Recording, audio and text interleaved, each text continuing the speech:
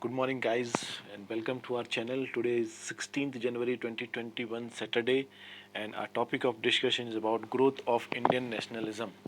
All right, so guys, we are starting our day here. Best wishes ahead for everything you learn today. Okay, guys, so let's start with the topic called the growth of Indian nationalism. One of the important topic from your exam point of view. It says political and administrative unity. First point in this. Okay, in Indian nationalism.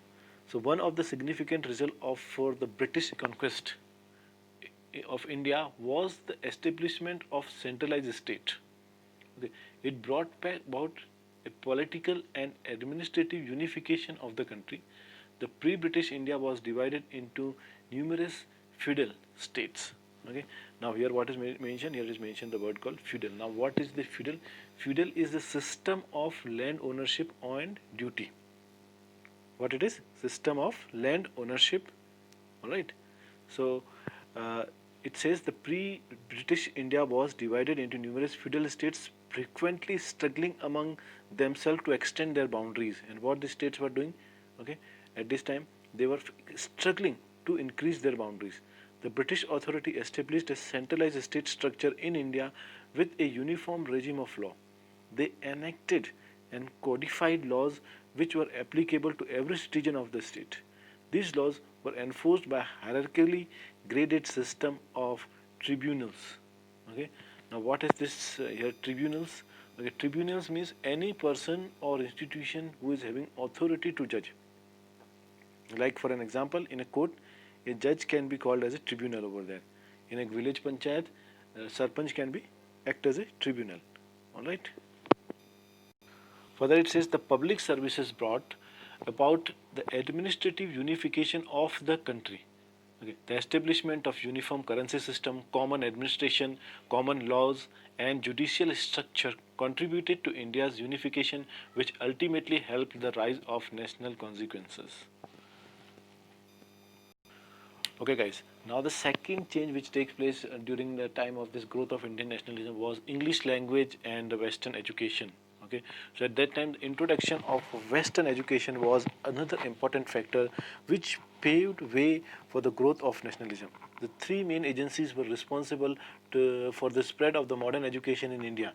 Okay, there were three main agencies, and they were, which were these three main agencies? There was the foreign Christian missionaries, the British government, and the progressive Indians. Okay, so these were those were responsible for it. You can see here that it says that is the foreign Christian missionaries, which is the one number, and the British government, that is second number, and the third one was your the progressive Indians. Okay, all right, means we are progressive Indians means we are talking about the educated mass of India, right? With the intention of spreading Christianity among the Indians, the Christian missionaries did extensive work in the spread of modern education. Okay, they were among the pioneers. Okay, now here the word pioneers means the leaders. Okay, so they were the leaders of the modern education in India. The British government was the principal agent of disseminating modern liberal technical education in India. Okay, now here this word called disseminating. Now what is disseminating? Disseminating means to spread or to circulate. Okay, that is called your disseminating.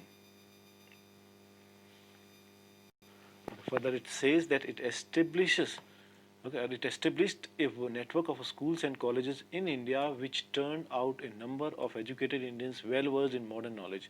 The introduction of modern education in India was primarily motivated by the political, administrative, and economic needs of Britain in India. The British government assigned various key posts of the administrative machinery to the English and filed a subordinate post with educated Indians. Okay, what does it mean? It means that the higher positions were given to the Britishers and kind of low positions were given to the Indians. Okay. Now what happened that some progressive Indians like Raja Ram Mohan Roy, okay, Ishwar Chandra Vidyasagar, etc., were the pioneers of Western education in India. They were the main leaders. Okay, the old system of education was only perpetuating. Perpetuating, the word is used over here. Like, okay, it means when you perpetuate something, it means to keep going. All right, this is what the perpetuating meaning here. is perpetuating superstitions and orthodoxy. Okay. English education was treated as the treasure of scientific and democratic thought of the West. English educated Raja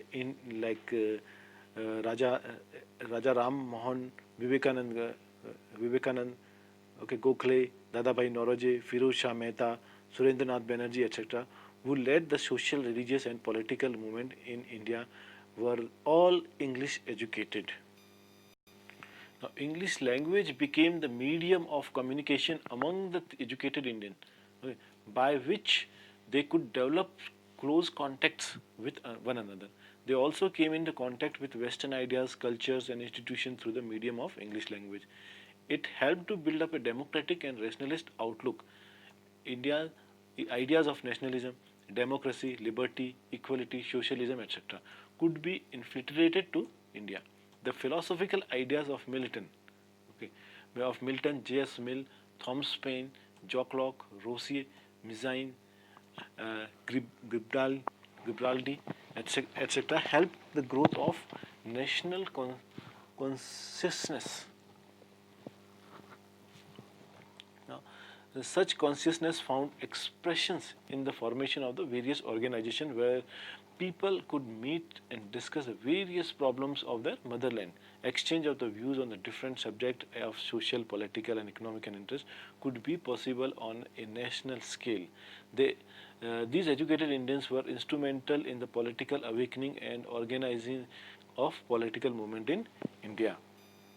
Okay, the third point in this growth of Indian nationalism is the development of transport and means of communication. Okay, so modern means of transport helps in consolidation of people into modern nation.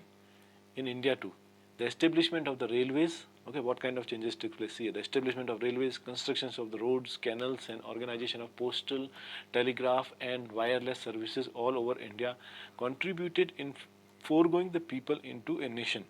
Of course, all these facilities were developed in the interest of the British industries and for political, administrative, and military reasons.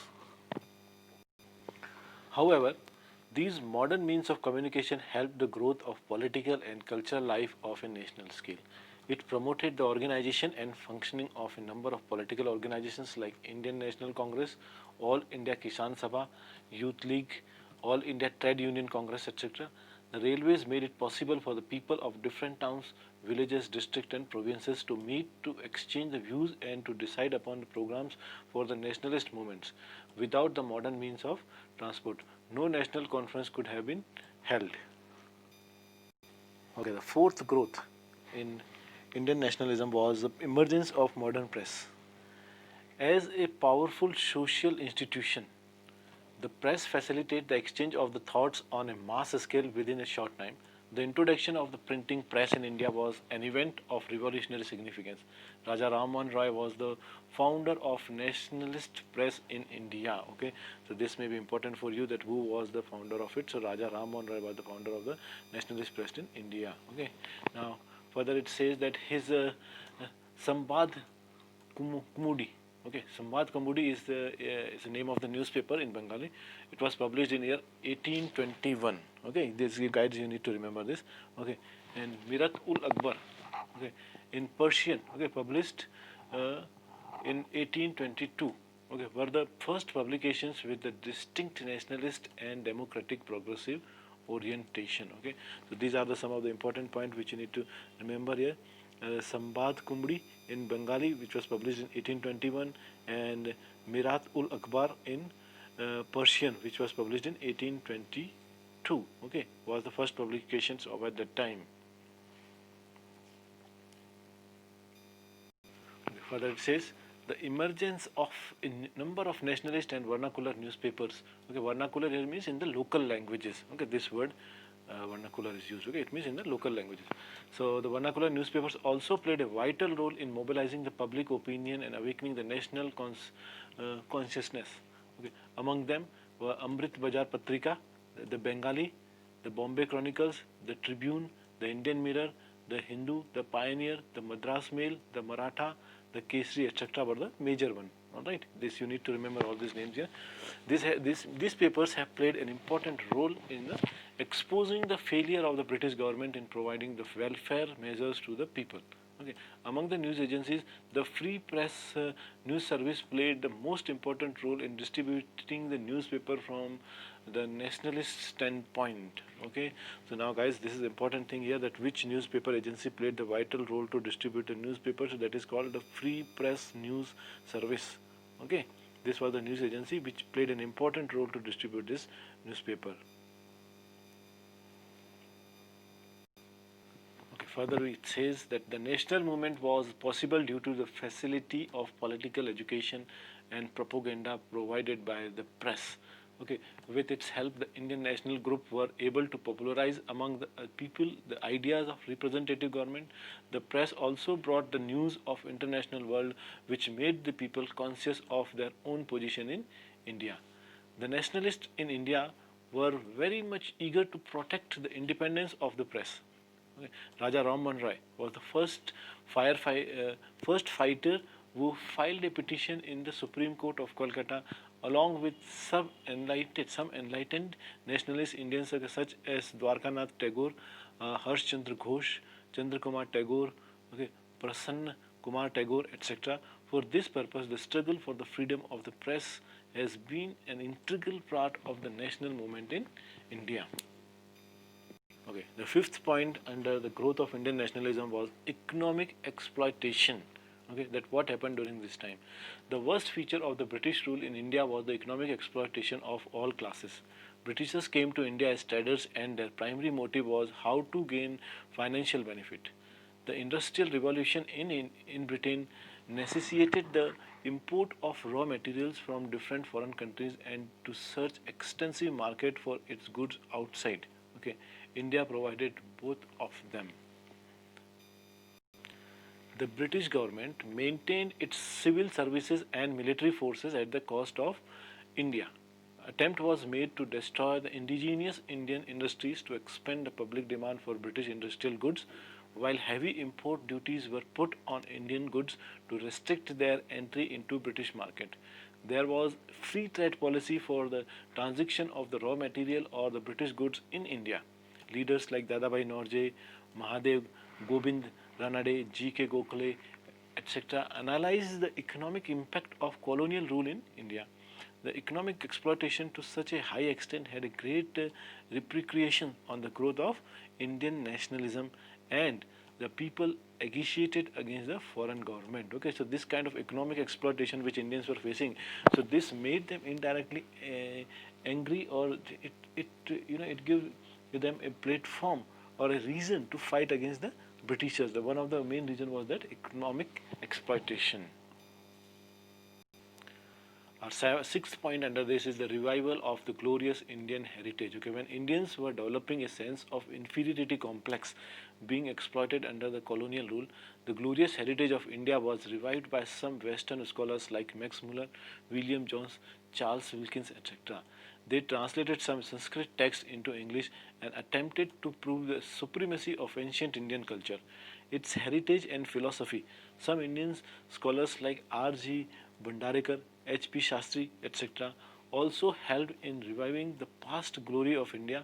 All this helped in regenerating a sense of self-confidence and patriotism among the people.